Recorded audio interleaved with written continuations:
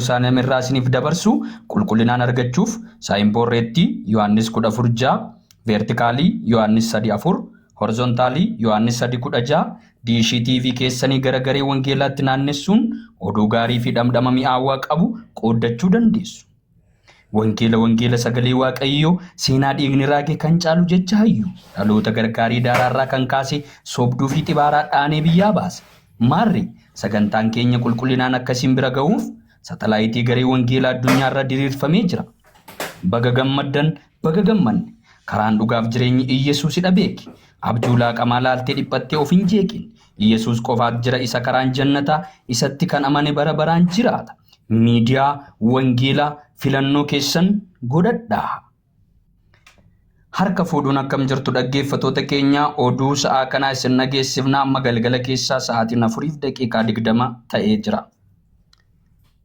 Tapha miidiyaa garee wangeelaan taphatameen lubbuu hedduun gara mootummaa Waaqayyootti dhufuu fi warreen dhufan kun immoo qulqullootatti dabalamaa jiraachuun isaanii addeeffameera.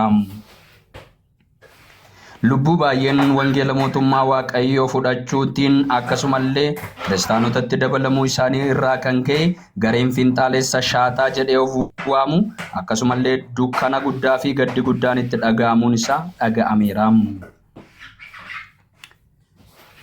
Injifannoo garee wangeelaa galmeesse kana ilaaluudhaan akkasumallee gareen finxaalessa shaataa jedhee of waamu dunkaana gaddaa ergifachuuf garee afooshaa hawaasaa haasofsiisuun isaa dhaga'ameera.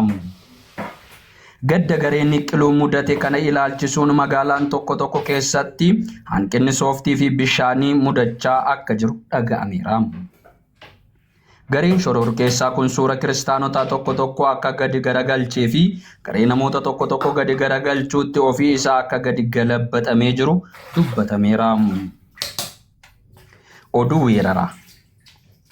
Weerarri nyaata geergoo fi injiraanii gareen niqqiruu irratti jireenya hadheessee akka jiru irra deddeebi'amee haasa'ameera. Gareen niqqiluu akka malee kan nyaatamee fi rakkina kana keessa kan bu'e kana booda jiraachuu akka hin barbaanne waakkate. Gareen dhagaa dhungataa fi sobee waakkataa abdii jireenyaa dhabuun gara fuulduraatti eessa jiraachuu akka qabu mootummaaf gaaffii dhiyeesseera. Kana qofaa osoo hin taane gareen niqqiluu mudannoo fofokkisaa akkasiisa mudateen namoonni hedduun isa dhiisanii deemaa akka jiran yaada isaa miidiyaa keenyaaf gabaasee jira. Kaampaanii lubbuu dogoggorsuu fi gareen galjoobee yeroo hedduudhaaf taateen taasisee jalaa fashalaa'uun hojjetaa fi hojjechiisaan isaa karaa kamiin illee waajjira isaa gadhiisee yeroo si'anaa kana keessa baqachaa jiraachuunsaa iftoominatti dubbatameera. Gareen galjoobee hojiin hojjete kisaaraa jalaa ta'uu irraa kan hafe amma deddeebi'anii namoota xixiqqoo fi baay'ee hin fagaanne jedhu irratti xiyyeeffachaa jiraachuun isaa dhaga'ameera. Qoricha yeroon irra darbee fi summaa dhalootaaf dhiyeessaa kan ture gareen niqqiluu yeroo si'anaa kana manoota inni banee fi irratti hojjechaa jiru hundumtuu cufamaa jiraachuun isaa dhaga'ameera. Kana qofaa osoo hin taane eeyyamni yaalaa isaa irraa fuudhamee manni hojii isaa saamsamee jira. Dhibee daddarbaa fi hafuura sobaa ganda shuutter maawos yookiis shaataatti kan mudate jalaa dhaloonni hedduun baqataa jiraachuun dhaga'ameera. Kana qofaa osoo hin taane achi baqachuun gara gooftaa fayyinaatti dhufanii namoonni hedduu wangeela mootummaa Waaqayyootti harka kennatan. Gareen wangeelaa dhukkuba daddarbaa kana jalaa dhaloota baraaruuf cimee hojjetaa akka jiruu fi damee isaa iddoo garaagaraatti babal'isaa akka jiru dubbatame. Gareen wangeelaa cimee itti fufuudhaan lafaaf kallattii argate hundumaatti lubbuu dhalootaa hedduun ni booji'a kan jedhu oduu isaa kanaati. Qophiilee afaan waliin turtii gaarii. Qophiileen itti fufuu walaloo. Gootota afaanii. Warra sammuun dhumdhumaa arrabni karabaataa warra kotteen yaadu fakkeessee jiraataa warra waaqa dhiisee ekeraa abdatu warra erga du'ee lafeensaa dhaabbatu warra arrii baasee sammuunsaa qullaa warra tolan beekne kabajisaa dullaa warra akka xeerii namatti faca'u warra soba dhaalee wajjiniin raata'u ugum safuu dhabboo yaa kijiba jaraa wayyaa gadheeressuu nama cubbuu oolchuu fuula ofii dhoksuu akka qulqulluu wayii sobaan of fakkeessuu sin warri dubaraa qaama keessan dhoksaa korpucaatii quufee sinitti hobobsa. Akkuma ayyishaa karaatti sin kuta, mataatti sin bayee hallayyaa siin lixa.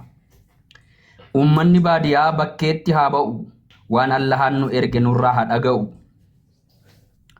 Mee akkamiin fayyuu? Kam karaan fayyinaa? Wanta nu waamtaniif nutti maa jaranaa? Wanta dhufneef dhageenyee dafnee kaanee galla, qe'een qofaasaati ni geeddarra dallaa. Allahaa bakka buunee asitti argamne, isin haamuu hedaa warra itti namanne. Allahaa bakka buunee asitti argamne, isin haamuu hedaa warra itti namanne. Mallattoowwan isaa maacidii qaramaa kan Allahaan fudhanne haamtuudhaan haamama.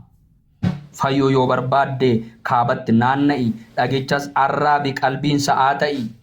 Dhagichi lubbuu qabaa nama boqochiisa, garaa namaaf lafaa cubbuu namaaf dhiisa.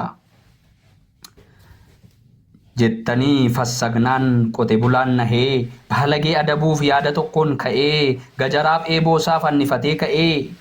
Maal nutti kijibaa waaqni qoosaa ta'e, wanti lufutfuxiin kuni eessaa ba'e? Waldaa keessan jigsaa maskiida ijaaraa, haadha manaa fuudhaa ilmoo hedduu horaa, yeroo barbaaddanii ejjaa sagaagalaa, siniif eeyyamamaa Muhammedii biraa. Safuu igzoo ogumyaa kijibaa safuu fafakkeessaa, mee soba dhiisaatii waan sirrii odeessaa. Allahaan keessanii harka meeqa qabaa? Qaamaan miidhamaadhaa lafeensaa caccabaa. Daakusaa'aa wayii waan akka gobaaxaa, walitti dhugamaa lafeen jajallata. Waan wasaka wayii bocaaf toora dhabaa, yommuun itti yaadu kolfatu na qaba.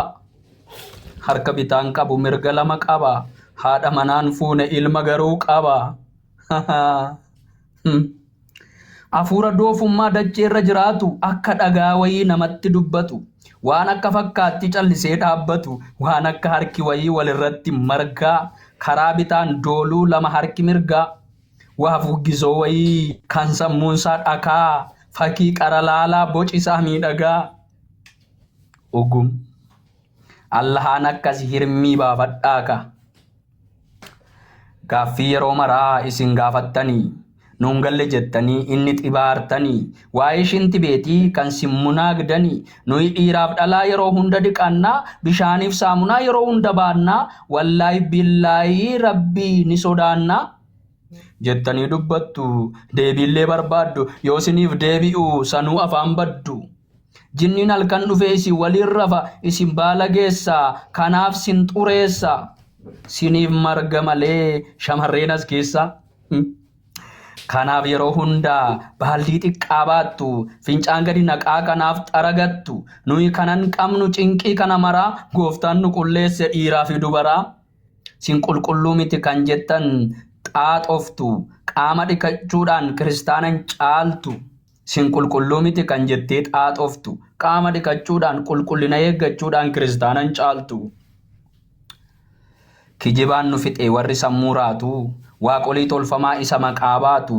Allahaan samiirraa takka dhagaa buusee gaafii immoo dabtara, kijibni keessanii lafaan nama mara. Muslima keessaa firummaan hin jiru, qahwa yoo argate hunduu waliin hilu. Warruma tokkotu wajjin ejjaa bulu.